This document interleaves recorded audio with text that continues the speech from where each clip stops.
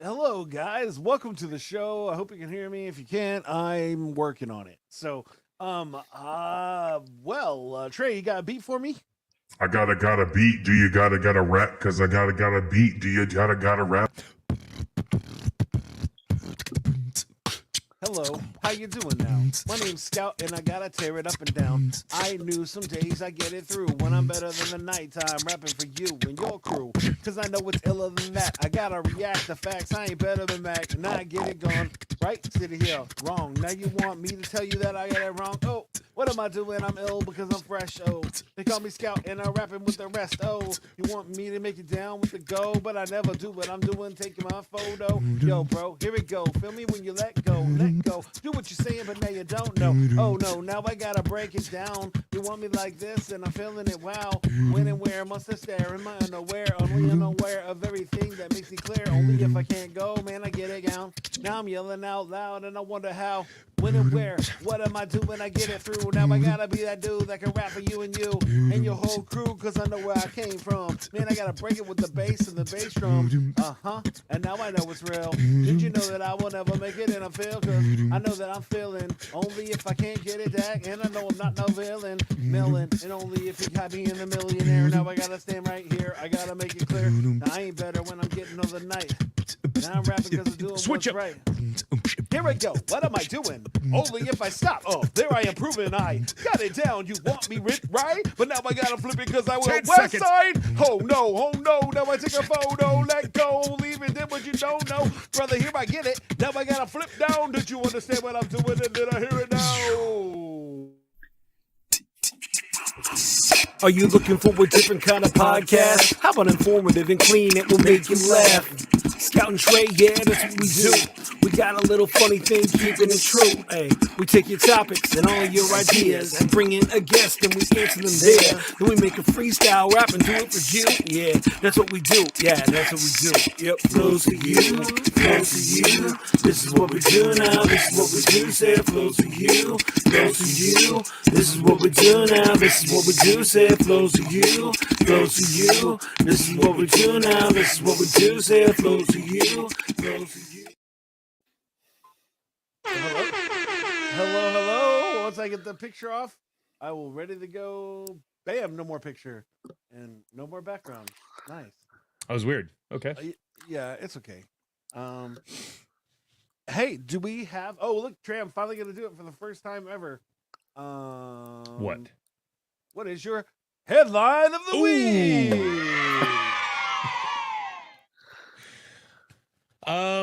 My headline. I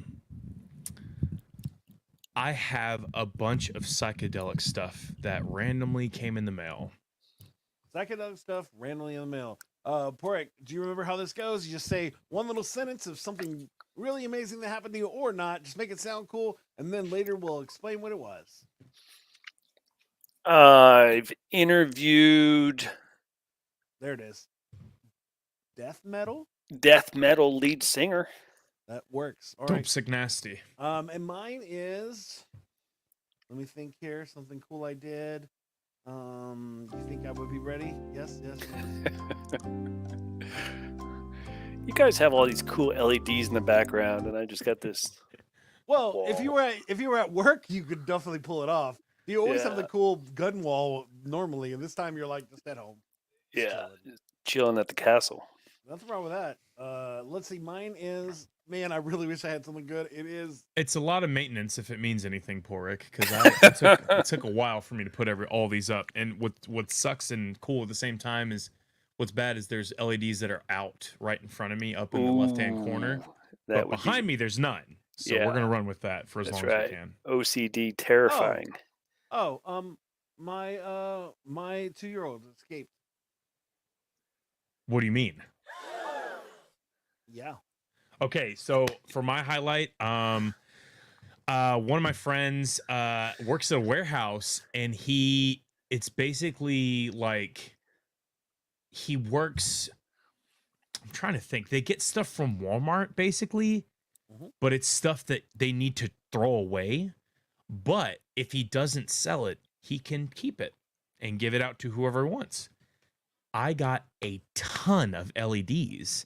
and they're the coolest things because they're like the knockoff nano leafs that are like stupid expensive.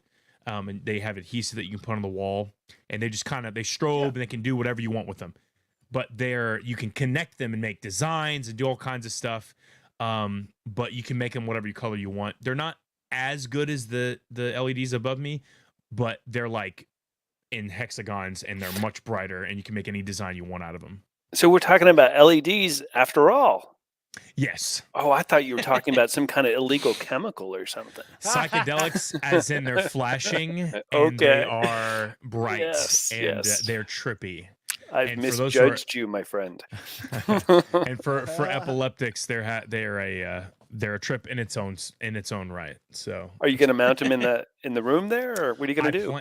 I plan on it. I probably will put them in one of the corners of like right here or like over here or directly above me or something. So what we're looking at, is this your studio or is this also your bedroom? So I'm in a 5-person house. This is my room.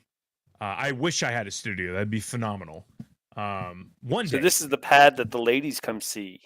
Right. Wow. All right. Hold on. This is not working for some reason. There we go. I hit the check mark instead of the actual button. I don't know why a check mark's there for some reason, but it cancels out everything else. Anyway, I'm done. Paraic, I want to hear about your highlight of the week. All right. So at Night Watch Games, we've reinstalled our podcast for the season.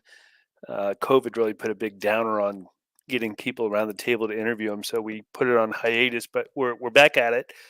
So as you guys know, podcasting is an interesting thing where it's sometimes it's totally dependent on the guest that you have on. Right. So I lament this show to you already. I'm sorry. I apologize to all the people out there. I had this guest come on, and he said that he was willing to talk about the topic of the season, which is creativity and chasing the dream and trying to become happy doing the thing that you want to do and transcending the 9-to-5 job and all that kind of thing. And I asked him what he does, and he admitted that he was the lead singer of a heavy metal death band called Corpse Hole. Oh, okay. And the conversation just got really interesting. The big takeaway was back in high school, he started a band with his high school chums called Fatal Thrust. And then 20 years down the road, maybe even 30 years down the road, he reunited with some of those guys and built another band called Corpse Hole. And I thought it was very funny that the Fatal Thrust resulted in a corpse hole. Oh, man. That is very great. You gotta win that one. That's pretty good. That's awesome, dude. I'm a fan of the death metal. It depends, though. I'm more of a metal fan. But I definitely was exposed to it in middle school. But during the podcast, he was referring to death metal with probably about 10 different genre names to it that are all very, I think, within that passion, it's distinct to the listener, but to somebody on the outside, it probably sounds very much the same kind of thing. He was talking about dad metal and geriatric metal and death metal and then gloom metal, and he just went on and on and on. Interesting. Yeah. Huh. He gave us some swag, a couple of T-shirts, and then the thing that was really surprising, he gave us a cassette tape of an EP that he made, and it was literally a cassette tape. We were totally stunned. We didn't know we could even make cassette tapes anymore, but there he was, pimping it out. That's awesome. Wow, that's amazing. Yeah, death metal is interesting. It's always funny how that goes. So that's fun. Jason, actually, one of our sponsors is getting a death metal band to sponsor the show, and he loves death metal so much I can't stop, having him talk about it every show that we have on here. It's kind of annoying. Actually, I forgot to tell you, this week's rap will be a death metal rap. So, oh no, very excited. Now you gotta do it because you're going downtown. I do like this. I can feel it right now. Now my voice is gone for the rest of the show. I apologize. Well. Were you ready for that, Trey? I don't think you were ready for that. No, it was pretty good though. I think that's the way I should have done the Night Watch Games rap was death metal. Well, all our fans are waiting for the second, but I told them that they'd have to wait another year and send you lots of money before you ever do that again. I was Trey. I was telling Jason that 3 record labels approached me and told me never to sing again. Are you After- serious? No, No, he's no. joking. I was like, dang, that's tough. It must have been that bad if they approached you to say, hey, please We're don't. gonna pay. We're gonna And pay we're- you a we're record paying you- label to never do music. We're We will paying pay you not to to do never so, sing yeah. ever again. Pay for your silence. So I don't know if you see my new collection of lightsabers behind me. I do. Yeah. Yes, Mr. So Show Off. These are all like Disney build your own lightsabers from when you go to Disneyland. Oh. So what you know this already. I'm just kidding, man. I know. I But, wouldn't be able to afford it if I actually held them up with the lights. I've never gone there, but this is my Goodwill collection, and so this is all getting into my headlight of the week. And so me and my son have a combined 15 lightsabers at this point. And so we build the lightsabers, other ones, but then I have these. I have 5 of these, and they all have little pieces, and you can make them as you want. And as you see, I have the Darth Vader one at the top, and then the rest are just kind of from old sets from the 2000s. So it's just a fun thing I started collecting. So Check here, that out. check it out. Wow. The Vader. This is the Vader, and so you can take it apart, and then it has 5 pieces. That you My then- first wife used to have something like that. Yeah. And so nice. I didn't even get that until right now. You big Pretty dumb- sure she was a Sith Lord. I'm pretty sure. Oh, but anyways, so we have like 15 lightsabers, and we have the new ones that are like a lightsaber forge. Anyways, we do all that stuff. So what happens is because of that, I'm the cool dad, and everybody knocks on our door and wants to play with my son so they can play with all the lightsabers. And so I open up the back door, and we have a little back patio, and I sit there and watch the kids run around. And my son is 4, so he's not that good at playing swords with 7-year-olds, but he's working on it. Tough training. Yeah, and so he just wants them to chase him the whole time. So, anyways, I have a 2-year-old, a 1.5-year-old, who at this point has figured out how to climb a 6-foot tall fence Whoa. and Wow. jump out and run. And the problem with this is in the last month I've been healing. I've been sick and had my shoulder. I messed it up, and so I've had issues with falling asleep in the middle of the day and things like that. And so, which is fine when you have a regular protected house. But for some reason, my son decided to open up the door. As I opened my eye, I saw my daughter climbing to the top of the fence, and I jumped up in my undies, threw on some shoes, and ran as fast as I could. And I caught her, and I brought her back in the house. Yo. I was like, now I have like 4 locks on the back door. I'm like, son, you can't open up the door without daddy being there. And we were just watching a movie, and I just fell asleep during the movie. But it was like, and my daughter just wants to go play. And so it was very scary and very frustrating. But now I have bunches of locks, and everything's good to go. And Well, the scary part of that story is your neighbors got to see you in your undies. yeah, I mean, it's a great sight. So it's no big deal. But I should have charged them on my own. Super Dad. Super Dad. I'm glad everybody's okay though. That's pretty buckwild highlight of the week. Yeah, it was very not awesome. And my son, I had a very long talk with him about it. And so, yeah, it was. I have bad news, Jason. Yes. It's just get worse from this point forward. Oh yeah. Oh Man. yeah. I mean, wait until they get older and they can drive. No, God. Yeah, I am not looking forward to that. But I love them and they're amazing. And so my son right now, his biggest thing right now is Sonic. He just watched Sonic 2, and so he has like Sonic action figures, and he's like playing Sonic the whole time. And then the cool part was we played Sonic on the Sega like all day today. So that was cool. Zoom. That's awesome. Yeah. But Sonic's definitely a classic. it is. I've been binge watching The Witcher. I just watched so season good. 1 and season 2. Oh man, Yeah, it's awesome. dude. Yeah, what a great cast. It's They so really good. did some good stuff with it. Now this has nothing to do with The Witcher, but have either of you watched Ted Lasso? No. Oh man, it is great. It's about a guy of an American football coach that was a junior college football coach that gets hired on as a football manager in England, and he has to coach a soccer franchise, a football franchise in England, and he's the most optimistic guy in the whole world. And it is hilarious. One of the best shows. If you just want a show that makes you feel good after every episode, Ted Lasso is your show, guys. I'm just saying. But The Witcher is amazing. I'm with you. Does not make you feel good after every show. That's a lot of death. Yeah, and it's pretty gory. They don't really cut the scenes. You see it all. Well, Yeah.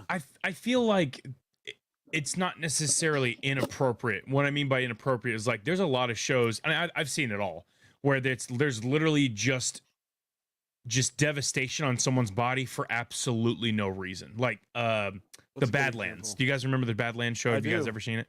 Mhm. So yeah, there's one scene where a dude's just getting sliced and diced, and then some person finally cuts person's head off, and I'm like, there was no point. There was no point. I'm like, I love combat. I love sword to sword combat, hand to hand, gunfighting, the whole 9 yards. When you get into magic, whatever, like superpowers. But like when you just, what is it, dehumanize somebody, it's just like, yeah, like there's no point. The Witcher, on the other hand, I feel like it wasn't necessarily like out of the blue or inappropriate or something like that. But The Witcher is like Henry Cavill. Like I probably butchered his last name. Cavill. I'd say Cavill. Yes, that one. So the thing is, he is a huge nerd. Oh, He yeah. loves the Witcher games. He knows the Superman comics. He plays Builds World his of own Warcraft. PC. Yeah, I was gonna say, have you Exactly. seen the video where he's building his own PC? I'm like, how does he Yeah. even fit his hands in there? That guy's so big. Well, I tell you what, Man. I want to continue this, but I want to at least get this next portion out of the way so we can talk about this. Okay. All right. And it is about that time, Jason. It is a quiz time. Time for a quiz. Let's freaking get it. Okay, so for this round, I did something a little bit different. It's going to be kind of out of the blue here, but this is against Jason and Paraic, and whoever gets the most questions at the end will win the quiz. You guys will both get a chance to answer each and every question I have, and the theme is about discontinued breakfast items, specifically cereal. So yes, didn't expect that today, did you? Nope. So Paraic, do you have any questions before we get this started? Let's see. No, I think I know how this rolls. I am 2 for 0, by the way. You are, and you Yeah, might add so- another little tally to that because Jason has no chance of answering any of these questions correctly. Or you should have said, "Hey Trey, I have a question for you. What's your Cash App?" So I can send you a bribe. I have Venmo. I can flash it up on screen. Everybody can scan the QR code. No, but without further ado, let's get this on and popping. Paraic, you're up first. All right. So this is a popular 90s cereal that was sadly discontinued, but a lot of people have tried to recreate it. Is it A, Toasty O's, B, Waffle O's, C, Fruity Crispers, or D, Cinnamon Mini Buns?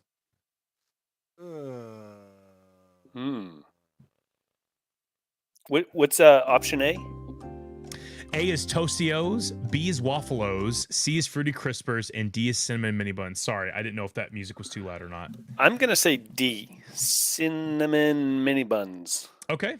All right, Jason, same question. Yep. I was gonna say cinnamon mini buns, which I think that's what it is. But I'll say Waffle O's. Well, sadly, that is incorrect, Jason. Paraic gets the first question correct. I knew I was right. I've actually had cinnamon mini. I've had those before. That's Go a ahead. big title for a cereal. I mean, that's gotta Cinnamon go mini across the buns. whole box and everything. They had, I want to say they created something similar to it, like in early 2000, like maybe like 2007. Yeah. Because it was a Cars was endorsing it, but it was something like that. It was like Cinnabon, whatever, and they were cocaine for me. They were so good. Like literally, somebody had nabbed a bowl of mine. I said, "Put that back in the cereal box. Those are mine. How dare you?" Anyway, it was hilarious. But yes, all of these actually exist. I don't know about Fruity Crispers. I made that one up. Tostios, by the way, they're also made up. So I just lied. But Waffle-Os are an actual cereal that was Oh my discontinued. So anyway, you get the first question right. Jason, this next one is for you first. This mystery character has his or her own cereal in the 1980s. Like many kinds of cereal, it was sweetened corn puffs with marshmallow bits. Naturally, the marshmallows were shaped like this character. Is it A, Frogger, B, Mario, C, Pac-Man, or D, Donkey Kong? Dang, that's rough, bro. I'm gonna go whatever one Mario was. You said Mario, B? Yeah. Okay. Pork, same question. Pac-Man. That is correct. It's Pac-Man. Sorry, Jason, you were so close. I could have given you a hint, but There had to be a Mario. You're saying there's never been a Mario cereal? I'm not saying there wasn't. I'm just saying Pac-Man was the correct one. Okay. Frogger could have had one. Donkey Kong probably has one somewhere. Have you actually eaten the Pac-Man cereal? Me? Correct. Oh. No. Do you eat cereal? You don't eat cereal. Yeah, I'm a big cereal guy. My current one is the peanut butter crunchy balls that look like they almost look like Captain Crunch, but they're round balls instead of the. Are they Captain Crunch? They're very close to. Interesting. Yeah, and they're really good. The thing about the balls that's better than Captain Crunch is it doesn't chew up the top side of your gums. Oh, it didn't sandpaper the top of your mouth? Yeah, that's the But rough boy, part about yeah, it. they're good. So yeah, I do love cereal. I think during the 2000s though, when I was in the army, I didn't really have access to cereal. Oh, wow. I was eating MREs at the bottom of a foxhole, so a lot of that stuff went by me. But I do remember the Pac-Man. It's funny because I say I love MREs, but I didn't have to eat them for weeks on straight. So Yeah. I completely understand. Have you ever done a cereal bar at Alamo Draft House before, Perk? No, I didn't even know that was the thing. Yeah, sometimes they'll have like a brunch, and they'll have like a really cool '80s movie, and then they'll have like a cereal bar that you can just pick your own cereal. Oh wow, that sounds good. Yeah, That Believe it or sounds not, cool. there was a cereal. It's like a restaurant, but Yeah. it's like I might be in Texas, I think, but it was on oh my gosh, Shark Tank. And they actually didn't get endorsed by them, but or they didn't strike up a deal, but I think they're still around to this day. And I would love to visit there. But anyway, next for our second to last question, Porrick, which one of these cereals never actually existed? Is it A, Smurfberry Crunch, B, Banana Frosted Flakes, C, Extraterrestrios, or D, Dino Pebbles?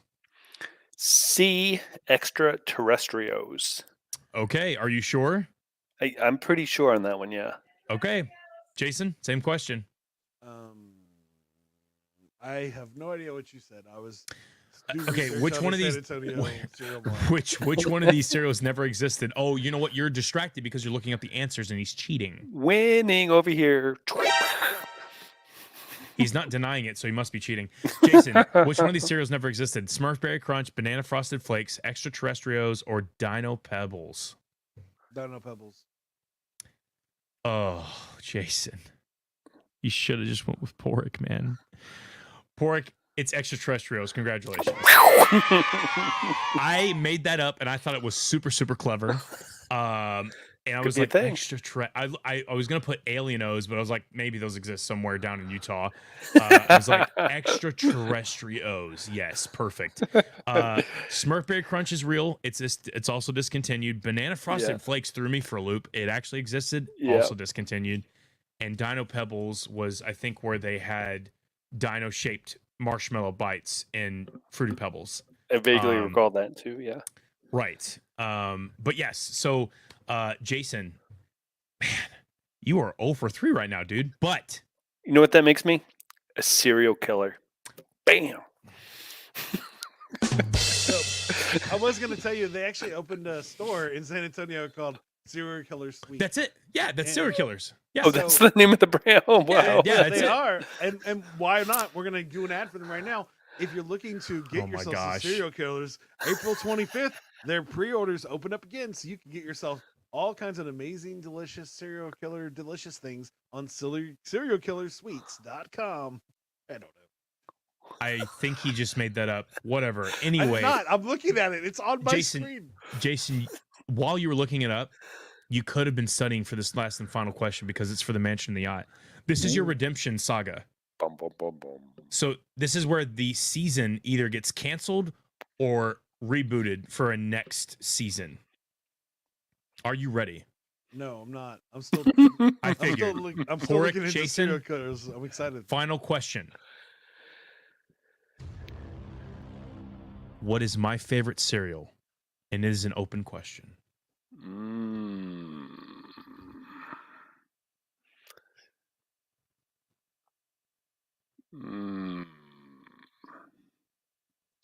There were some hints in some previous answers to questions. Well, not answers, but I may have hinted at something. All right, I have an idea. The closest answer wins. So, what is it? Captain Crunch. Are you first, Jason? Captain Crunch. Sure. Oh, okay, Jason's first. All right, yeah, Captain Crunch. Okay. All right, I'm going to go with Fruity Pebbles. Oh, poor Rick. That is the correct answer. Congratulations. Is that your wife in the background, Porrick? Yeah, she's listening to the podcast at real time, and she's Okay. upstairs, and I she's can hear screaming her. out answers That's to me. so funny. That's so good. It's Fruity Pebbles, man. They just do something different. I easily load up. If I'm ever having Fruity Pebbles, it's 3 bowls of it, without fail. They just taste so fresh. And here's the thing. I said Fruity Pebbles, but I actually like the multi-meal version better. The Kroger / Walmart. Oh, really? The bigger They get packages with the soggy fast, Ziploc. I thought. Fruity Pebbles in general, like that brand. Well, the multi-meal does. They taste so much better. No offense to Oh. Fruity Pebbles, but I feel like they're just something different. What's up, Jaime? He said driving can't type. What's up, man? But yeah, so you win the quiz for today. Jason, I tried, man. I don't know. It was there, but I felt the energy. I know you were trying, but we're gonna have to give it for Porrick. Now he's 3-0 against you, Jason. Maybe next time. Maybe next time. But yeah. I think he beat you once. I think he's only 2-0 versus me. Well, I mean, I don't know. It's been a while, so it could be the case. But anyway, Porrick, what were we gonna say? It seems like yesterday, my friend. Seems like yesterday. Oh. What, Jason? I'm glad we have Porrick on the show today. Why is he on the show though? Well, because I didn't have no. Oh my gosh. Desperation. No. When I was talking to Porrick, one thing he said is to create even more, and so he's working on the new season of the podcast. He just finished doing the Sanctuary, which we talked about. They got their new concession stand. Is it in action or is it still working on itself? It's in action. Well, it's not in action yet. We have the plumbers coming out very soon. They've got to put in a mop sink drain, and then we have the sinks going in and the refrigerator. So we're expecting about another month of construction. But the big thing that happened today was we got the okay from the city for the idea of the plans. And of course, it's not going to be just a little cafe. It's going to be all done up and look like an old world dark wood and copper fixtures, and it's going to look like pretty cool. But the city gave us the blessing on it. So, yeah, we're going to lean into that. A little bit of an expensive investment, but we think when our customer base has been totally dying for this for a long time. And so we should get that profit pouring in to repay the bills that this construction is going to cost. Now, do you guys have are you guys going to be making specific concessions based on your shop, or is it? Yeah. Oh, it's going to be very medieval. Talk to me. Yeah, medieval Renaissance fair going fair. It's the idea of turkey legs and soup in a bread bowl and sausage on a stick and paninis and cheese boards. It's going to be this the charcuterie. charcuterie. Yes. with a All right. little. I don't know if champagne. I don't know if I can handle watching somebody play Magic and eat from a cheese board at the same Well, time. Here's Those the are the people secret. with not legacy decks, vintage decks. The vintage. We of course sell sleeves that go onto the Magic cards. We figure if we start selling Cheetos and things like that, we just stock up on sleeves, and people just buy 10,000 million sleeves, and we get rich, and everyone's got Cheetos on their That hands, and is the biggest pet peeve for me, man. Because I literally this weekend I did a groom honoring for a friend, and we had kind of got a weekend away, and we got a cottage, and we were all hanging out and playing Magic and Super Smash Bros and all that stuff. And somebody was playing with a new deck of mine that I literally just created, and I was like, "Yeah, you can play it." I was just like, oh, because he knows how to play. I taught him how to play. I'm not worried about him crimping the cards or something like that. It's just like, it's a brand new deck. You know what I'm saying? Like, people don't always wash their hands. Like, I'm not saying he didn't, but it's with anybody. With anybody picks up my cards, I'm just like, treat them with respect, bro. That's all I say. Yep. Wow. Yeah, no, one of my new favorite things is Korean dogs, Paraic. Which Korean is dogs. it's a corn dog that has half cheese, half hot dog, and then they use like a regular thing, but with a little cornstarch in there. But then also what they after they do it, they actually put flaming hot Cheetos on it. So it's a flaming hot Oh Cheetos yes. Ooh, corn okay. dog with cheese. So, but what you should do is so it looks cool. Also bread the stick. So again, this is all for your trick, right? If you have it no way for them not to get their hands dirty, then it sells more sleeves for you. Yep. So Absolutely. it's a good Yeah. move. You guys should have Actually- somebody create castle cookies. I could see that. We're probably going to rename a lot of the food so it has a thematic name to it, like course. what do you call gnome knuckles, or like little Cheese curds. yeah, something like that, or Something like that. maybe chicken nuggets or something like that. But it's all going to have a very thematic name to it. And the thing that's going to make it very interesting is how we're going to present it. We're going to put it on a metal platter, and you're going to get medieval utensils to use with it. And the drink that you order is going to come in a mug or a goblet. And so there's going to be nothing like a red plastic cup or a soda can. It's going to look like a full medieval. And it's going to be served to you by like some barista, bar wench kind of person. Oh no. Yeah, it's going to be fun. A lot of fun. Bar winch man. It could be a Ugly bar wench man, stepsister. or bar wrench, I guess is what you would call that, right? Yeah, you need to go all Disney World on them and just get your own Night Watch Games molded goblets, so then they can buy the drink and for like $20 for $30. refills. Yeah, and then Yeah. you're making money just off money. You're just Yep. like, hey, Yep. you get your own custom goblet, and you could, and I know you could probably actually just make your own custom goblets and just sell them. Nice metal Night mug. Watch Games on a Yeti mug or something that looks like a goblet. Okay. Yeah. That would So be we're pretty amazing excited branding. about that. The community's been clamoring for a food and drink outlet for the store forever. Not a shock. So yeah, we're super excited. We also have another room pizza across the street. Like, it's always so long of a walk to get to food. Yeah, So. and while we love Capos, it is a long walk, and pizza again is one of those things that really gets all over the fingers easily. So people aren't too keen on it, but we should be able to serve our own now. That's so awesome, man. That's Pretty a huge excited. upgrade. Yep, we have a second room. The room that was hosting all the medieval and Renaissance gear that we now have over at the Sanctuary, which is our second store now that sells just medieval gear.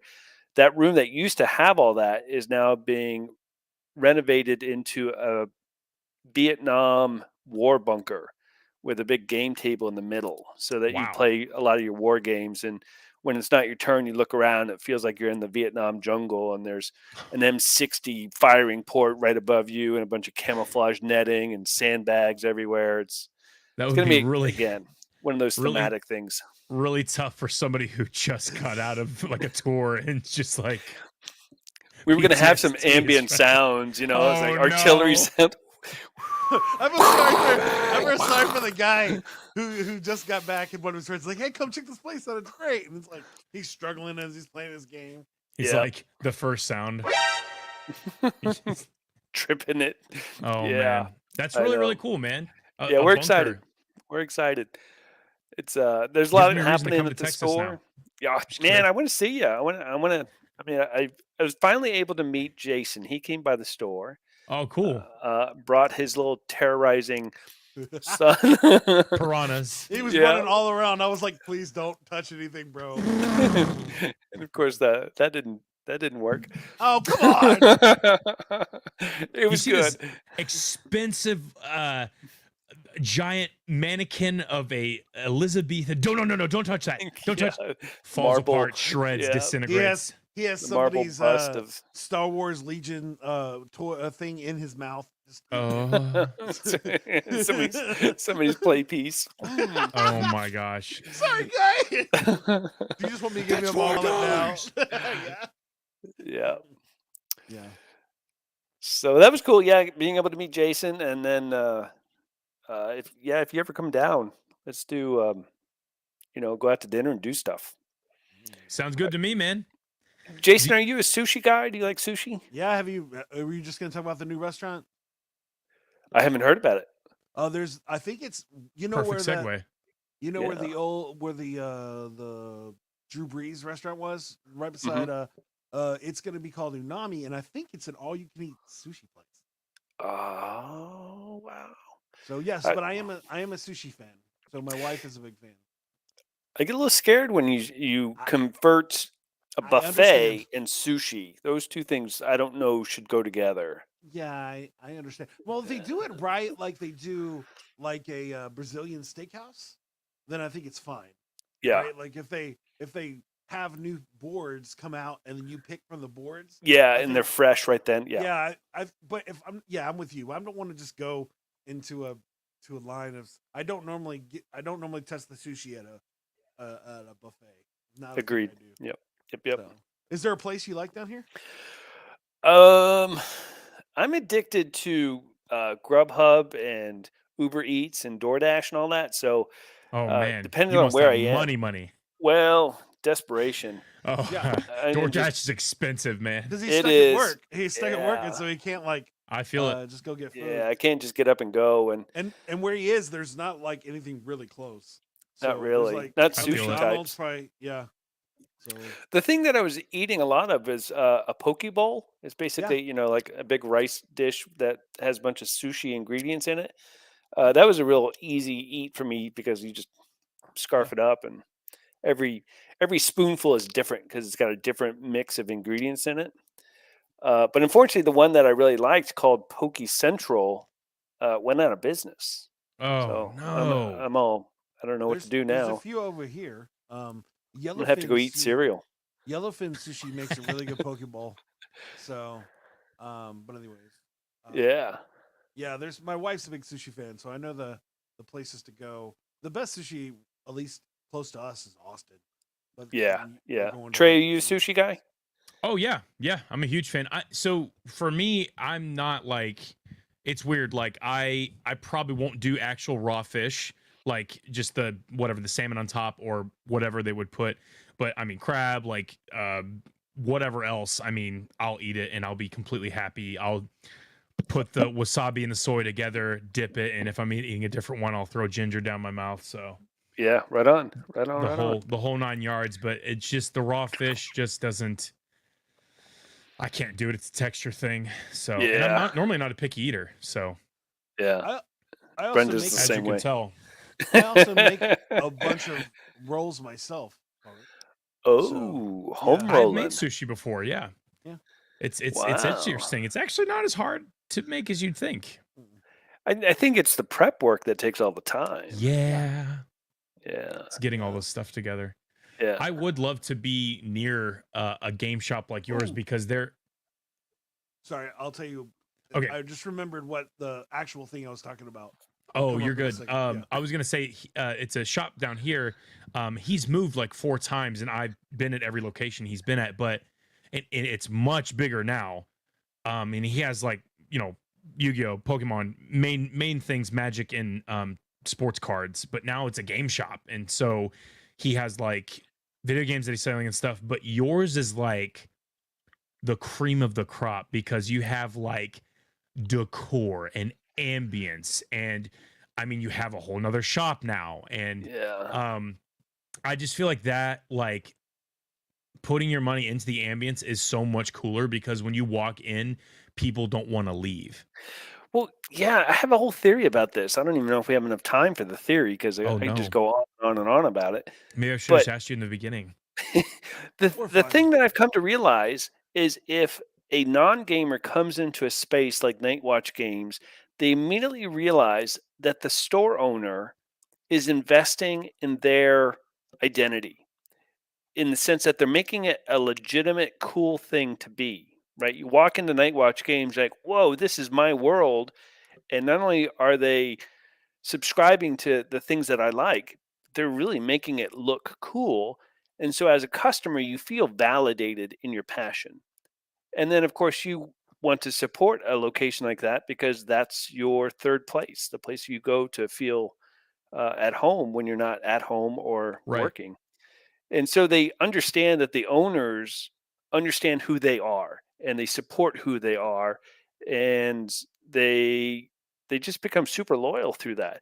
Whereas if you come into just a normal retail space, the relationship between you and the owner is that he sells something and you buy it. That's as deep as that goes. That's not very Right. deep at all. Right. So, yeah, I think we're onto something. I'd really encourage stores around to really jump into the ambiance and make the shopping experience something that transcends just a retail experience. It's got to be something more, and hopefully that's the future of game stores. Is a Well, really cool place that you go. I was thinking about this as I passed your store. I was thinking of coming in, but I had my baby with me, and I was like, I'm not even messing with that. As I was driving by, I thought, man, I need to sit down in Paraic and we need to come up with a franchising plan so that you can just have like dope franchises, like where everybody has your builds in every single store, and then they could be not as awesome because they're the franchises. Like I'll the- run it down here in Louisville. Yeah. Well, Brendan and I are approached with that idea of franchising a lot because I think people see the value of what we're doing and they want it to spread. But part of that puzzle is hard to recreate. Is the chemistry that Brendan and I bring to the table, and it's not that Brendan and I are super amazing, awesome, unique people. We are, but that's not really what I'm pointing out. That's not my point. It's just that there's nobody else out there that has the drive or the dedication or the vision, and they're involved in game stores. Yeah. People with a lot of drive and ambition and vision, they're usually doing something else, and they're making things happen somewhere else. But in the gaming industry, it's hard to find people that are going to make a game store their lifelong, 100% ambitious plan. Yeah. So we could give them a franchise, but I think they're going to run it into the ground. No, this is the best part. Is that we'll it's just like McDonald's style. We'll own the locations, and then we'll also have the build out. So then they have to pay like 100,000 to build out the store, and if it fails, that's not our problem. They already built out the store. It's awesome. We got our money. Jeez. We'll run.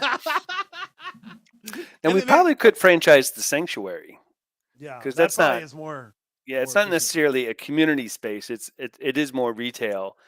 It's very specific retail, and again, you're legitimizing your customer base by making the shopping experience cool. But it's not the same customer or community building is what I meant. Yeah, it's not quite the same. So we'd franchise the Sanctuary. There's a funny story behind the origins of the Sanctuary. The font and the merchandise and the coloring, almost the whole vibe of what the Sanctuary is totally stolen from Trey's background. Share. Oh, What? Share, My yeah, bathroom? it's stolen from your background, Trey. Oh, hey. In 1980s, Cher had a catalog where she was selling items out of her Miami house, and she had this very Renaissance-y Victorian Gothic house, and everything was really kind of this cool medieval vibe to it.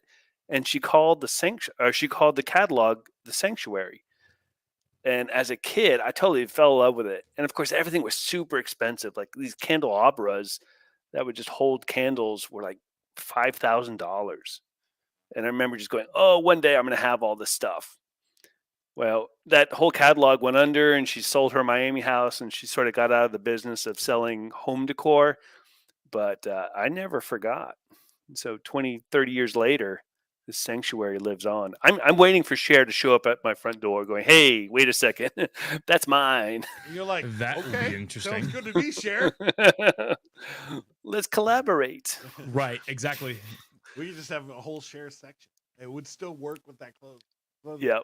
Yeah. Well, we do have a Gothic Victorian section that is, it is, oh man, it is hot. That's all I can say is when a customer puts those black dresses on with a corset and these like veils, that's my thing. So really, I don't know if you could paraphrase this or just like cliff notes.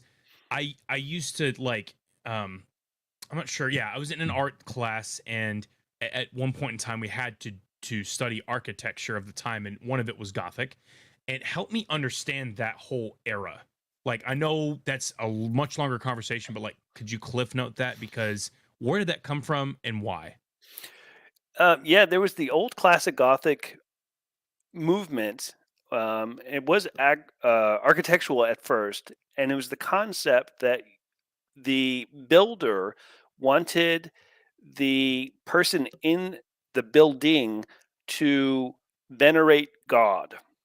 And one of the reasons, or one of the methods that they got people to do that, was they would make these very long, tall, pointed arches. And the aesthetic was it would cause you to literally look up all the time. And so you were, giving your due attention to the Heavenly Father up there. And so the lines of Gothic architecture are very long and vertical, and then they come to a very sharp point, which has now become known as the Gothic arch. But the whole idea was that it was a very uplifting, celestial type of inspired architecture. And if you contrast that, you have a Romanesque type of architecture that this is reacting to. Romanesque is very round. You see those Roman arches that almost look like half circles. And it gives you a real sense of solidarity and groundedness. And even the Roman columns are really big and round and fat, whereas Gothic columns are very thin and vertical. So it was really just a counter movement to what was popular at the time, under the guise of, I assume Christianity had something to do with it, the cathedrals and all that kind of stuff. So, but does that contrast what we know as goth, meaning like, oh, there's a goth girl. Okay, she's wearing all black. She's got the corset. She's got the black eyeliner. She's got, you know what I'm saying? Yeah, the connection is not straightforward. There's a whole bunch of steps in between the Gothic movement as architecture, and then you had a Gothic revival movement, and you had a neo-Gothic movement, and there's a bunch of developments of this concept. But the pop culture version of Gothic is really that person that subscribes to or embodies the medieval doom and basicness of mortality is their primal concern. And a lot of the higher echelon thoughts of a renaissance just don't have time for that. Life is just so heavy on you that you are just dealing with the most basic of questions. And so the existentialist experience of a goth person is supposed to be that they're just worried about life and death. They're not worried about art or aesthetics or the more enlightened concepts of the Renaissance. They're just worried about life and death and the drudgery of the human condition. And so I think that's the origin of what Gothic was as a pop movement. But of course now it's become glamorized as just emo, if you have any kind of feeling for anything whatsoever, you must be super sensitive and Gotcha. Makes all that sense. kind of Okay. stuff. Yeah. Cool. That's cool. And one of the And there's things a history lesson for you folks. I know, and I love how he knew all the answers. Like he didn't have to he didn't just make it up. Like he might have made it up, but it sounded like he really knew what he was doing. So That's that the made me trick. laugh. You got to make it sound like you know what you're talking about, but Yeah. don't open a history book. Don't So- Google right. that. Right. One of the other reasons I mentioned Create Even More is that you do have the new season of the podcast, and the new podcast, as you said, is talking to the Night Watchers that do awesome stuff. What made you want to make this the season compared to what you were doing before? Well, it's a good question. But I find that when I need to personally be inspired, I just look for that externally. And so I thought I'm sort of in a kind of a rut. I've been doing some stuff for a long time, and I'm not getting a lot of progress out of it. And I started kind of slipping down into this miasma of inactivity. And so I thought to light a fire under my butt, I would just get people on a podcast that are doing cool and amazing things. And by talking to them, I would then feel inspired to get my own programs up and running again. And it seems to be working. As soon as I started doing the podcast and talking to people, my whole pastimes have now hit second and third gear, and I'm back to the grind of making things happen. That's awesome. Yeah. So far, I assume you've recorded a few episodes and haven't released them all yet, right? Is that correct? Yeah, we've recorded 6. We've released 2 so far, so we have 4 in the chamber, and I still have 2 or 3 more guests to record with. So we should have a full season of at least 10 episodes. And while that does not compare to you guys are super prolific. I like doing a little parcel and putting a little bow on it and setting it on the shelf and letting it be what it is. What's the most anticipated? What's the one you're looking forward to the most sharing? That's a great question, and the answer is there is a voice actor. Yeah, I knew you were going to say that. You knew that guy? Yeah, okay, Well, yeah. no, last time we talked about how you were sponsoring his show. Yes. His name is Trevor Duvall. He's a voice actor. Used to work in LA and Hollywood, and he's associated with a lot of voices that people know through cartoons and anime. Like who? He was the voice of. He was the voice of one of the villains in a Marvel anime cartoon. I'll look him up really quick. Yeah, Trevor. Oh, Rocket Raccoon from Oh, Guardians of the Galaxy. That was Yeah. one of the his. cartoons, Yeah, yeah. and he's got a resume that's just pages and pages long. He recently moved from LA over to San Antonio, and he's a gamer. He plays a lot of role playing games, and so to get himself situated in the town, he did the tour of game stores and came across Night Watch Games. And he and I met, and we got along right away. And he had actually even entertained doing his online TV show or his YouTube show through one of our private rooms and doing the broadcasting from the private room. But that didn't work out. There were too many logistics that need to happen. A lot of hardware has to be brought in and all that kind of stuff. But he's really got this cool show called Me, Myself, and Die. Oh, And It's a cool show. the premise sounds really dumb. Listen to this premise. See if you don't laugh. He is going to show himself playing a role-playing game alone by himself. okay. He's the dungeon master and he's the player at the same time. So he's 2 different personalities. Yeah. Well, as the dungeon master, he's the personality of all the different characters that Correct. his character is supposed to interact with. And because he's a voice actor, he can really pull that off. But the weird part is it's just him. And Right. he's just the player and the DM. And he admits to me that it just sounded like kind of a joke and he was going to sort of, see what this is about. But his production value was so high and he had multiple cameras so that when he was using a different voice for character A, he would look at camera A, but then he would turn and look at camera B and change his voice. And as a viewer, you really get the impression he's like all these different people. And the story is randomly generated. He uses dice to sort of figure out what's going to happen. And while he justifies what his character does, he uses a random table generator to see what the world does in reaction. So Oh, he wow. has no idea what's coming down the pipe, and he has to ad lib a bunch of stuff. And he does a great job of it. And he's got this great energy, and he's got all these cool voices. And I have to admit, I hate watching people play games. I hate watching people play role playing games like Critical Role. I just can't. I find it kind of cringy myself, even though they're really good at what they're doing. I just can't watch them. I watched 2 seasons of Me, Myself, and I in succession. Wow. I just streamed the whole thing, and I just never stopped watching. So it's really good. I really endorse it. I think it's a lot of fun. Trevor and I have become friends now. He comes over to my house and we play role-playing games here at the house.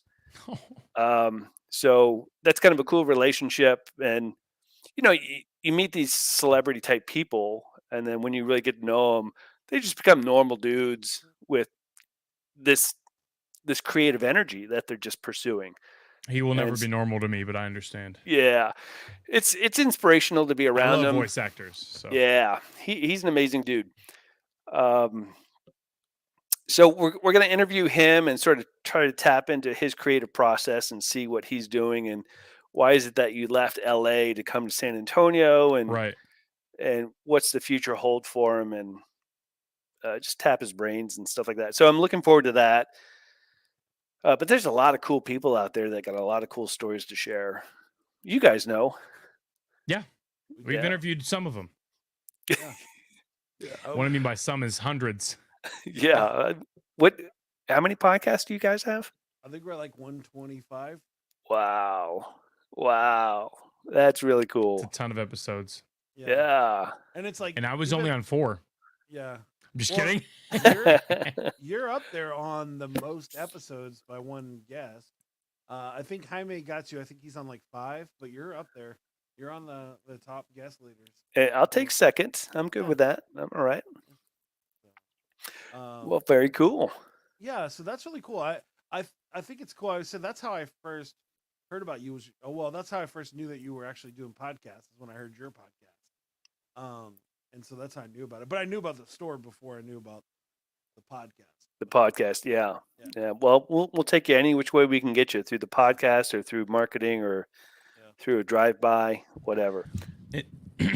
Pork, I got a question for you, and this may be on another podcast, but because of the gravity of the question, how do we break down the stigma of game shops? Which, because like the stereotypes that are involved with it, because for me, I'm huge nerd, will tell everybody, love anime, love comics, love magic, love manga, love all superheroes, whatever. When I walk into a store, sometimes I get scared, and I'm a huge nerd because I see 40, 50 plus year old men who are playing with models about this big of whatever. Mm-hmm. Now, do I have a problem with it? No. Do I get uncomfortable for other people walking in that are not normal customers? Yes. Because it's like, how do I explain someone else's passion and hobby without you getting grossed out? Yeah. In some extent. That's the curse of being passionate about almost anything, is you come Right. across as being unhinged and kind of weird about it. But if you realize it's really just passion, and where a lot of people find their safety, or they're able to get away from the real world for a while. Game stores have to change how they interact with their community. Again, I alluded to it earlier today, but you have to transcend retail. You can't just be the shop that sells things to people because they're into it. If you do that, you just got crappy tables, crappy chairs, crappy shelves, and a whole bunch of merchandise, and you think that that's enough. And unfortunately, Amazon's going to beat you at that game every time. So I don't even know why you should try to compete on that level. you have to offer as a game store owner something to your community that Amazon does not provide.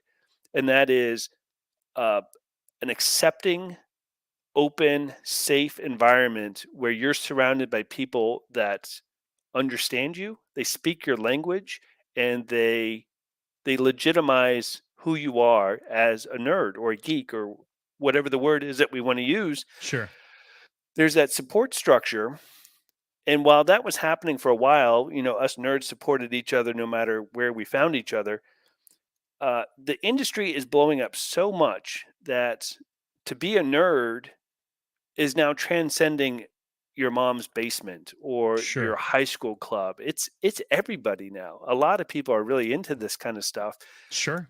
And the normies that we thought were untouchable, they're the ones that sort of judged us from our passions. They're now part of it. And so I think game stores and gaming communities can really raise the bar of what it is to be a nerd and hold everybody accountable for those behaviors that we negatively associated with gaming. Things like poor hygiene or poor social skills or volume control in a public space or turn taking in a social interaction. All those things as nerds, they weren't really pursued well. But with an upgraded community, we can raise what it is to be a nerd, and we can all interact with each other on a more normal basis that's legitimized, and so that we all do use deodorant. We all let other people talk. We stay away from misogynistic kind of outlooks or this very chauvinistic male-dominated approach to our space, and we let the minorities participate on equal footing, and we empower them so that they can have their voice and have it be heard and have it again be legitimized and protected. Uh, it really becomes this big social movement of promoting happiness in other people by keeping standards high and not lowering the bar to just let everybody come into your space and say, "Yeah, I'm a gamer." Well, yeah, you might play games, but you're an obnoxious SOB, and I don't want you in my space. You're bad for Right. all of us. Get out. And game I've played stores in with the those people. past, yeah, I think game stores need to police those people. And if the customer doesn't change and their behaviors don't improve, I think they need to get booted. And as a retailer, that's the last thing you want to hear. Right. But again, we have to transcend that retail experience. We have to be so much more. And so the long-term game plan is if you raise the bar, you're going to piss some people off. They're going to get mad because you're telling them how to behave and you're going to make some enemies. But the long term is you're going to make 10 times more friends and you're going to elevate a community that over time is going to understand everything is better now because we just have better people that are gamers. So it becomes a little contentious because the old guard of game store owners, they're not changing in that approach quick enough, I think. And the industry is just blowing up. There are more and more people involved in gaming and the pop culture things that you talk about than ever before. And they're all looking for a community to become a part of. And the last thing they want to do is walk into some place and get hit with this stench of male unwashed bodies. Nobody wants to be a part of that. Right. Even us old school gamers don't want to be a part of that. No, we never wanted to. I never want that. Yeah, I'd bring deodorant and be like, bro. Yeah. Enjoy. Here's my friendly advice to you. I appreciate that response, Port, because I mean, I'm not a game owner or game shop owner. I'm just one of the customers. But I mean, I guess without me, you'd be out of business, right? With all the customers coming in to buy your wares. But like, I think that is the biggest thing is the ambience that your shop brings is the for lack of better words, the environment. Because when I come in and I see 20 people I don't like, I really don't want to be there. Right. Or if it's the same people that are always there or whatever, you become friends with those people or you do not become friends with those people. And if it's just the merchandise you're there for, well, you can get that anywhere. Yeah. If it's just the, hey, I'm going to be outside or whatever, I'm going to be out of my house for a little bit. You can go to Walmart and pick up Magic cards, but obviously for a game shop, you're going for the singles, the stuff that you're going to make the deck with, the stuff that you don't have to scrounge through booster packs and find that one card that you could have just bought outright instead of spending $100 on a booster box. Yeah. But yeah, no, I appreciate that because I think it does need to be more inclusive in the fact that I wish there was more women in the stores, because I would prefer being around everybody than just playing with a whole bunch of dudes.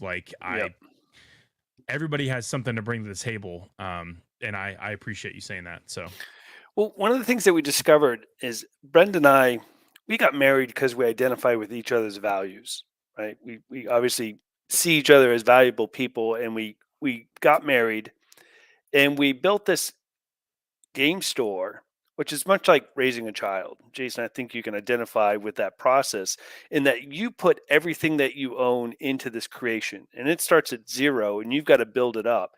And by default, the process is it inherits your values. It's an extension of you. And the part that we didn't predict was that the community that revolves around that store that is built up also inherits those values. Or it's not that they inherit the values, they identify with the values and they feel comfortable with them. And so they're willing to participate in that arena. But there's some people that come into my store and they immediately feel uncomfortable.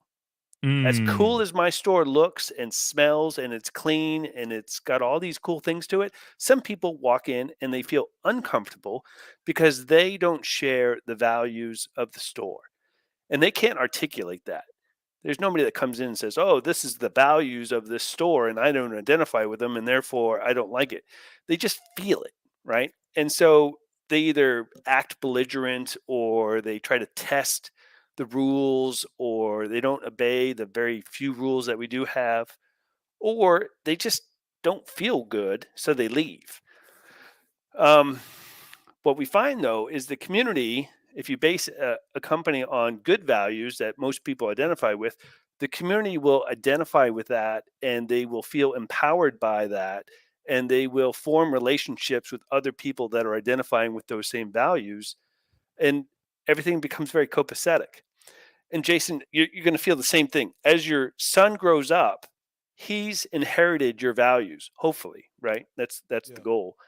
But his circle of friends that identify with him are probably also going to identify with those same values. The flock of a feather fly together, or whatever that cliche is. Birds of a feather. That's the one. Yeah, it's the same thing. You said the same thing. It's the same concept that happens in a store in community building. Is people of similar values identify with each other. And so if you build a economic setting, a store, but it's based on values that transcend just a retail interaction, and you're out there to uplift, and you're out there to make people happy, and you're out there to inspire and motivate and protect, a lot of stores don't do that kind of stuff. And I don't know if I've told you guys, one of our really big feathers in our cap, the things that happen in our store that totally transcend just retail. We have multiple birthday parties in the store. That's sort of an obvious one. Oh, we that's have awesome. lots of birthday parties. But they're adult birthday parties. We usually don't have the kids there. It's Sure. adults celebrating their 50th birthday or whatever, and they Wow. bring their friends to play games. But we've also had 6 different gamers get on their knee and propose to their future Wow. spouse in the store. That's a very significant moment, and they're doing it in the store. So it's not just a store. There's something special there. We've had bachelorette parties, bachelor parties. We had a baby shower, Wow. and we've had now 2 weddings, full-blown weddings conducted in the store. That must have been a pretty penny. It was. We made it cost effective for them, and of course the Sure. community's right there, and everybody knows each other, so it wasn't a big shakeup. But to bring that whole cycle, that whole life cycle all the way around, we've also had two memorials Wow. where two of our members of our community had, were lost to them. COVID Mm. claimed one, and the other one was a suicide. Wow. But the family said, their happy place was your store. Let's celebrate their life in your store. That is transcending retail. That is not me selling games to people. That is me making a space that they identify with other people that they identify with, and it becomes this very supportive community that's is very profound. None of those things would happen in my local card shop. And that's a shame. It should, because the people in your locality probably want that stuff. Sure. They want to walk into a space and be greeted by name, and they say, this place makes me feel powerful because it's a cool place and I'm a part of it. And a lot of game store owners aren't doing that. I don't know why. Well, I, it's interesting because I, in the last few months, had some interactions. Well, I had one interaction with somebody that was not a fan of your store. Yep. And but it was for the exact reason. But you punched said. him, right? No, but they were pretty drunk, and so. So you did punch him. I was just like, but I was listening, and I was like, at first I was, oh man, I wanted to defend, but then after listening, even what you're saying right now, like, no, it totally makes sense. Like, if you believe one thing, people that don't believe that thing are gonna not want to be around. I deal with this all the time, just for being me. You know what I mean? Yeah. It's like, oh, Yeah. well, I don't really want to be around a positive rapper, which is Yeah. weird to say, but it's like, Mm. yeah, but it's something I do, and so I'm not trying to hold you down, and I want you to enjoy yourself. But if you're not Right. down, I'm not down. And I remember listening to that person, and I was like, no, you're allowed your opinion, but I've talked to him way more times than you have, and I have a solid feeling. He doesn't need to know this, and I don't say this, but I'm like, I have my solid foundation. I know who you are, so I'm like, to me, his opinion of you doesn't change it. But it's funny you saying that goes, oh, that totally makes sense. Why somebody like that would have responded to you in that way. And Yeah. So it's because And it's you're me. holding It's me, rules. Pork. I don't like your store. Well, you're not invited. You're uninvited to our hangout time.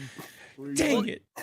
There's two interesting things that happen from that. Is as soon as I find out that there's somebody that doesn't identify with the store, and by association they don't identify with me, Mm. my first knee jerk reaction is, I get all defensive and my claws come out. But once I get past that, what I realize is this person still needs a home. And so in a weird way, I perversely need to support other game stores so that that person has a place to go. Well, yeah. So they don't come Wow. to my store and they don't make my community worse because they don't identify with it. I want them to find some place out there. As one of my podcast guests would say, I'm going to love you. I'm just going to love you from far away. Yeah. It's that kind of idea. I have friends like that. I mean, what? Yeah. And the second thing is anybody who has a set of convictions, and Jason, you're saying this because you're a positive rapper, there are a set of convictions and values that go with that identity. You can't please everybody. There's no way. Absolutely not. And if you are pleasing everybody, you don't have any convictions. So stick with what you believe is right, and the chaff will fall out, and the people that flock around you are going to be your people, your tribe. And you just support yourself with that knowledge that you've got your people, and let the other people go. Just don't hang your hat on them. They're on a different path. That's Yeah. a great way to say It's that. easy to say all that. Sometimes it does get to you a little bit, but I bet. that's why I just turn to my wife and she goes, I love you. Yeah, it's helpful. It's helpful when your coworker is your wife. You're Yes. like, you saw that, right? She's like, you're good. Don't worry. That's right. Yeah. I was just having this conversation, and I'll make this really fast. But I was just having this, like me and Trey, we can make our content very gotcha where people get it, but we don't want that community, right? Like we want people that want to be a part of this, and we don't want to. Like it's like I'm big into Star Wars, right? And so it's like No, you're all not. that. All right, sorry. All the Star Wars, all the the Galaxy Edge, that kind of thing, and everybody's talking about it. And there's those guys that do the gotcha stuff where it's like it's the most terrible thing ever, and then there's the other guys that are like, this is cool. It's like there's a show called Thank the Maker, which is like 3 emo band singers have their own podcast where they talk about Star Wars. And Sounds good to me. Yeah, and so but it's like they're positive, while there are other people that are like, this is terrible, I hate everything about it. And it's like you can decide what community you want. I was having this conversation with a business partner, and it was like, you can do those things and you're going to get way more views with negative stuff. It's just how it works right now. Yeah. But it's funny. But yeah, what you said is a great way to finish this, is in that, just let it go. Let be your convictions and let the chaff go as it may. And I think that's amazing advice, especially when we talk about creating more. Like, don't try to make everybody happy. Make yourself happy, and the rest of the stuff will work out. Yeah. Yeah. Trey, I think it's that time. What time are you talking about? I think it's time for you to tell everybody that you are not a fan of Ewoks. I mean, I don't have a problem with Ewoks, but if I get run up on by a squad of 20, I'm probably going to get wrecked. Yeah. I think what he's actually talking about is the fact I'm not ready. I thought I was ready, and I'm not ready. It is Question of the day. all right. So we got a segment from our boy, per usual, at iGreenGod. See, again, if we had more people that would send us questions today, we would roll right on through it, and we'd use yours instead of at iGreenGods. But this is what we got for today, and so this is actually great. If you shouldn't judge a book by its cover, how should you judge a book? So personally, for me, I judge my books kind of like how I judge people. If they fall over when I push them, then they're not worthy of my time. So You like the big, thick books, huh? yeah, the big spine, the thick paper, the sturdy background. I'm joking, obviously. Kind of. What? If it doesn't have an anime cover, then I'm not going to pick it up. Phenomenal. I love that response. I even have an anime Bible just to prove this point. Oh my gosh. So, Oh my, really? yes. Do you really? Wow. Okay, I don't, but I bought one. You should have just ran with it. I bought one for a friend of mine for his birthday. I bought him an anime Bible, and it was dope. Like, it has like a full little, in the middle of it has a full quick synopsis of the Bible in it's actually manga.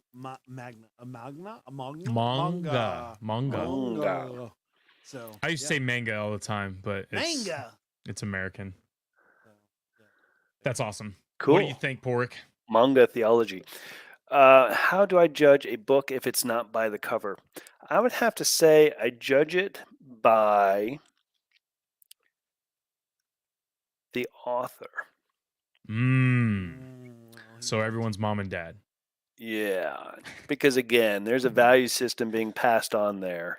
That makes sense. He's staying on brand right now. I'm trying. Word. That's very cool. Now it's time for us to turn everything into a rap song. And is there anything that you'd like me to? Is there any theme that you want the song We to should be let about? Paraic plug first. Oh yes, please plug away. Do you have any things you'd like to tell everybody about? Yeah. I got like probably 3 things I'd like the listeners to know. One, we do have that new store called The Sanctuary. So if you're ever interested in Renaissance or medieval garb, and you're going to the Renaissance Fair, or Halloween's coming up, or cosplaying at a convention or something, we are a brick and mortar store, open 7 days a week from 12 to 9 p.m. We've got a great staff that can help you out. Our prices are very, very reasonable. And I think we're the only brick and mortar store selling medieval and Renaissance garb within Texas, ? Maybe. So definitely within San Antonio. We're a unique store in San Antonio. And the inside of the store is a very cool looking place. It's not just retail. There's an experience there. Night Watch Games. Great community, 7,000 strong. We are now celebrating our 6th year of being in business, and things are getting bigger and bigger and better, and we're about to open up that cafe, so another good reason to stop by the store. And the third thing is Night Watch Games is now putting out their podcast. And again, I think we have episode 2 of season 3 now pushed out. So if you're interested in more content of the people that call themselves Night Watchers, give that a listen. It's called Night Watch Games Podcast. Dope sick nasty. I know when my son walked into the sanctuary, he was like, "Daddy, it's a castle!" And he just ran around, and then Paraic shows up in his full night outfit. He's like, "Ah, it's a castle tonight, Dad!" Yes, That's Lord phenomenal, man. Reverend Mulgrew. That's an official title I have, by the way. Yes, you've mentioned it I am every officially time. a lord, and I just got. You have land in Scotland? I have land in County Kerry, Ireland. Yes, and then I also got that certificate that you can get if you wanted to. Can't think of the word, but you host a wedding. You do the Okay. the Officiate wedding, a wedding? officiating the wedding. Yeah, there's some type of card that you can get. I DJ, so I should know these terms. Yeah, it's totally missing me right now, but I call myself Lord Reverend Mulgrew now. Oh man, I'm like a paladin. That's phenomenal. awesome. All right. So, what do you want? What do you want the song to be about today? Oh boy. You have to choose a theme, and I will roll with the theme. Kind of tell a story with whatever you talk about. Okay, this one's gonna be hard. I got a hard one Ooh. for you. Man, make it happen. Values. I knew you were gonna do that. I'm pretty We should- predictable. Jason, we should have it where you're perusing a game shop, not necessarily Yep. Night Watch games, but crazy stuff's happening. got But it's about But I have values. to run with values. So you got Yes, I'm It's gonna. gonna As you're doing that, I'm gonna look up a couple beats that I've already pre-planned, so I can. Ooh. All right, and so just for you, for heads up, Paraic, as he's working on this, we are going to do a close, and this week we have a new game that we started last week, and it's called Therapy Session, and you're going to be Trey's therapist, but all you're going to do is ask him questions on why is the only way he can why is the only way he can actually conversate with people is by playing card games or games at a game shop.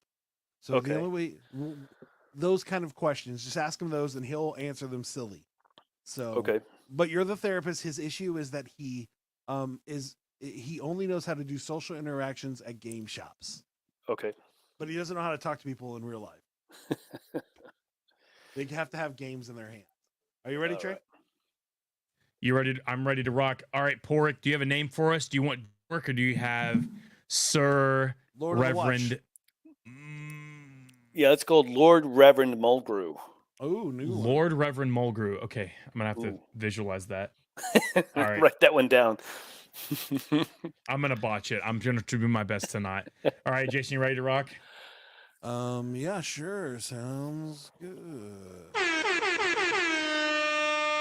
Yo, yo, yo, it's DJ Sound Effects, Sir Reverend Mulgrew, and Scout the Psalmist on the mic. Let's get Get it. Hey. Okay. All right.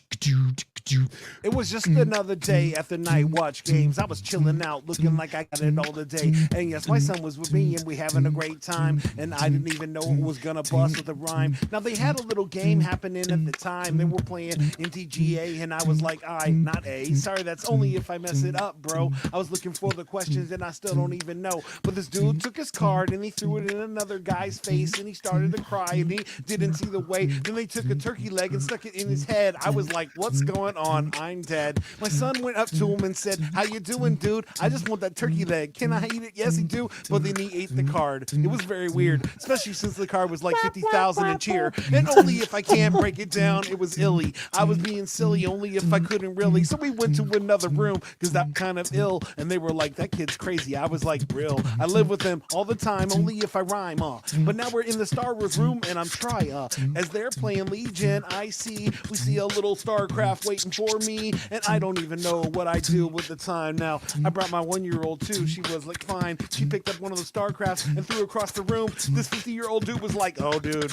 He was about to punch me, and I was like, please, don't punch me. I have this cute baby. And she's like, hey, and kissed him on his nose, and he was like, cool. And I was like, here's 50 bones. Only if I can't take it all the same. It was crazy when I can't lose my brain. I maintain only the things that I could do. This dude started using the force on me, dude. I floated up in the air. I was like, oh, whoa. My son picked me up, and I was like, yo, what am I supposed to do in this situation? And only if I can't make the simplification. So anyways, we went to another place. I was kind of losing it. I couldn't regress, and now I try to regress and going through the time. Now we're in a role play situation. Fine.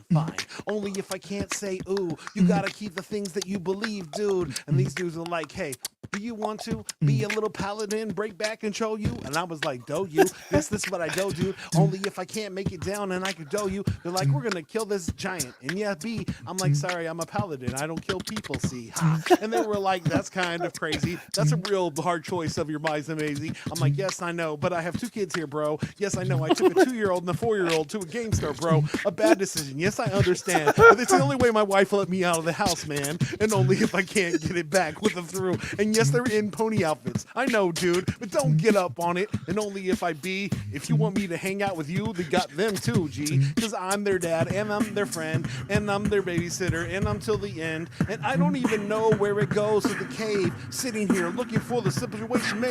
See, I walked out of the game store. It was dark. I didn't even know what I was gonna do. And hark, an angel came down. He was like, Jay, hey, you. And I was like, what's up, dude? Only if I do. I just came to play some games. Am I dead now? They're like, no, your kids are in the back feeling it now. I get it downtime with a little time mine. And then I was like, I'm still hungry, and I don't know why. I didn't eat that turkey leg anyways. He was like, here you go, a pizza every day. I was like, yes, that was so yummy. I knew my big tummy would take it back and sunny. Oh, I guess that's the song story. I hope it was funny, only if I can't break it for the glory. Word. Let's get it, man. Oh, awesome. Man, Awesome.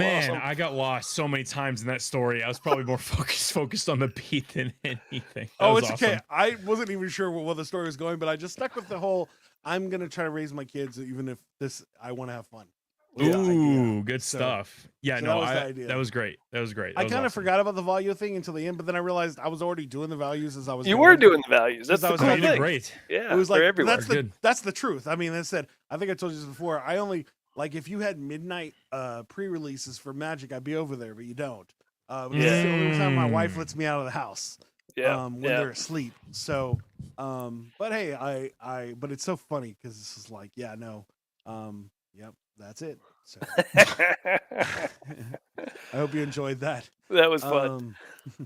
But thank you guys for listening to the show. If you're actually listening to the show on the podcast, please come join us on Mondays at 8 p.m. CST and join in the conversation. As Trey was saying, we would love to have you put our question of the day. If you have a question of the day, you think about it on a Tuesday after listening to our show, send us an email at flowsoyou.com and just be like, yo, or flowsoyoupod@gmail.com, your choice.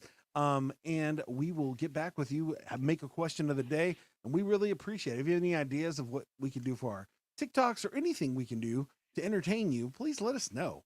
We want that. Trey, is there anything I'm forgetting? I'm forgetting lots of things, but yeah. No, we want you guys on the show as well, so please hit us up at flowsforyou.com. Throw a message our way. If you guys got questions of the day, please, we need them all. Send them to us. We need to hear it from you guys. We'll make it funny. We'll also try to answer it as serious as possible, which we'll do our best. But we love having you guys. Thank you so much for being in the comment section. I know there wasn't a ton of you tonight, but that's okay. I know that you guys watch it on the rerun, and we really appreciate you guys being there for us.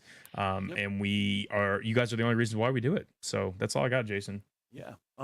Now this is our closing time for the show. We have a new bit. It's called Therapy Session. And Lord Mulgrew, I can't even say it now. Mulgrew, yes. Mulgrew. You are going to be the therapist, and you're going to ask Trey's questions about his problem that he can only talk to people in gaming situations and not in real life situations. All right. So And, what I'm doing here is now I'm on my therapeutic couch, All right. but I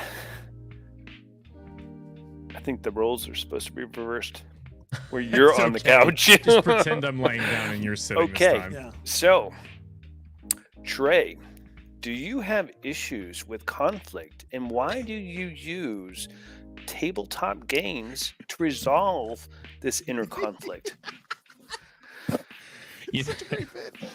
You know, personally, I love tabletop games because it allows me to work out a conflict on the table, but not in real life. But it gives me clues on how to handle them in real life by personifying them on the table. Then how do you explain your violent tendencies to people that lick your cards? I would be visibly mad if anyone straight up just took a card out of my hand and just licked it. I'd be like, "What is your problem?" You're right. I mean, the flying fists of fury that ensue after someone licks my cards, I don't know if I'll ever be able to put a tamper or like a jar on that lid, because or a lid on that jar. It was so bad. I don't know. What are some ways you can help me, Paraic? Because I clearly don't know what I'm doing. There is a new, soon-to-be published board game from Nightwatch Games Oh man, that was amazing. called Gauntlets of Glory, in which you can resolve these childhood anger management Traumas? issues. It is peace through dice rolling. You don't get paper cuts like you do when playing Magic. You don't have to Oh. sleeve things. You can just paint your miniatures and have conflicts that are resolved by dice rolls. And miniatures are easily Interesting. licked, so it's fine. Yes. So Yes. Paraic, I really appreciate the therapy session. I need more, and there will hopefully be more to come. And I appreciate this new bit because it's hilarious. But thank you so much, man. Jason, take us home, dude. thank you so much, guys, for listening to the show. Thank you for Paraic for being here, man. It's always fun. We always make an extended episode with you because you're so fun to talk to. Sorry. You've been awesome, man. You're an awesome guest. We gladly have no problem with that. So thank you so much for taking time on your day off to hang out with us. We really appreciate that. Love it. And thank you so much, everybody that listens. Remember to come back, like, and subscribe to the show. Please tell one person. We just want to have one more fan Perfect next idea. week. That would be great. We want that. We actually had 3 or 4 people like it because of Paraic. So that was exciting Yay. for us. Yes. And very exciting. But thank you so much, guys. Y'all are amazing. And here comes the outros. As soon as I press the button, here it comes. Are you looking for a different kind of podcast? How about informative and clean? It will make you laugh. Scout and Trey, yeah, that's what we do. We got a little funny thing, keeping it true. Hey, we take your topics and all your ideas and bring in a guest and we answer them there. Then we make a freestyle rap and do it for you. Yeah, that's what we do. Yeah, that's what we do. Yep, flows for you, flows for you. This is what we do.